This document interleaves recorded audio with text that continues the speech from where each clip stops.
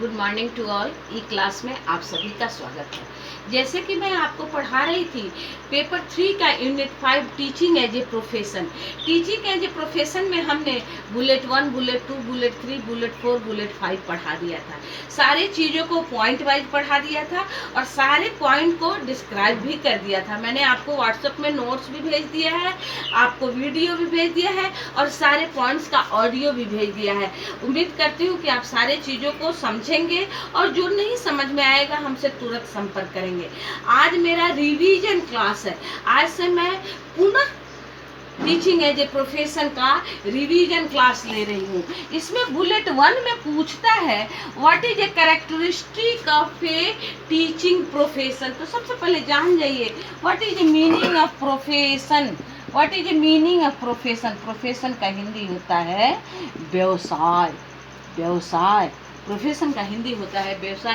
Teaching profession शिक्षण का क्या व्यवसाय है, इसका क्या महत्व है, इसकी क्या महत्ता है, इस बारे पर हम लोग चर्चा करेंगे।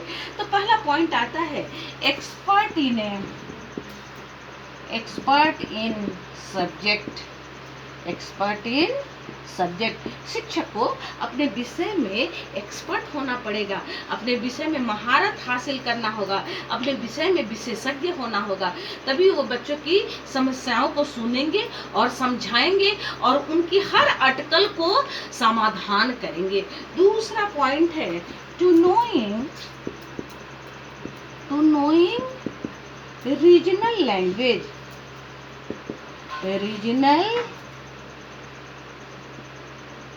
रीजनल लैंग्वेज इसका हिंदी होता है क्षेत्रीय भाषा की जानकारी। अगर शिक्षक को क्षेत्रीय भाषा की जानकारी रहेगी तो बच्चों को समझाने में जरूर कंफर्ट रहेंगे, क्योंकि बच्चे क्षेत्रीय भाषा में कुछ समझने के लिए ज़्यादा उत्सुक रहते हैं और उन्हें ज़्यादा मन रहेगा।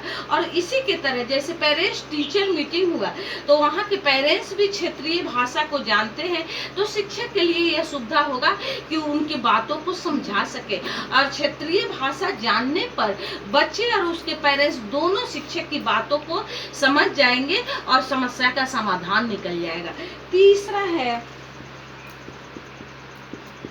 To knowing individual difference.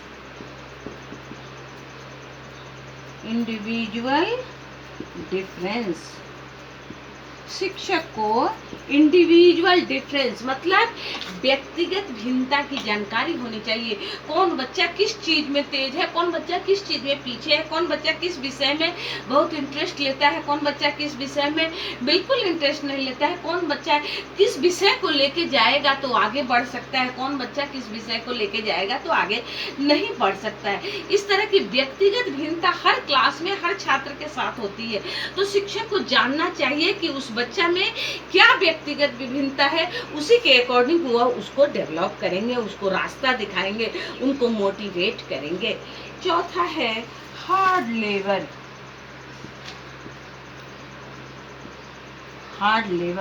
शिक्षक को कठिन परिश्रम की आवश्यकता होती है। क्यों कठिन परिश्रम की आवश्यकता होती है?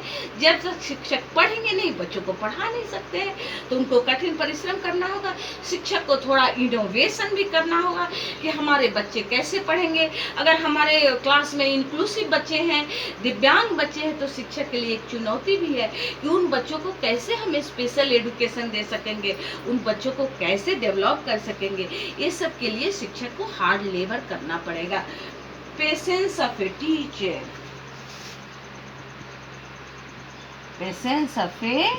टीचर।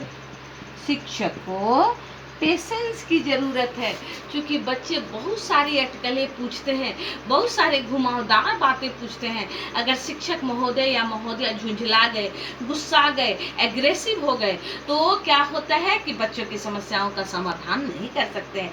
इसलिए शिक्षक को हमेशा पेशेंस होना चाहिए, हमेशा अपने आप में कंट्रोल होना चाहिए और बच्चों की समस्याओं को सुनने का शक्ति होना चाहिए और उनके समाधान करने का भी पेशेंस होना चाहिए। ये 5 पॉइंट है हमारे teaching as a profession, importance of teaching as a profession. इसको समझिए और जो समझ में नहीं आए हमसे तुरंत संपर्क कीजिए। धन्यवाद।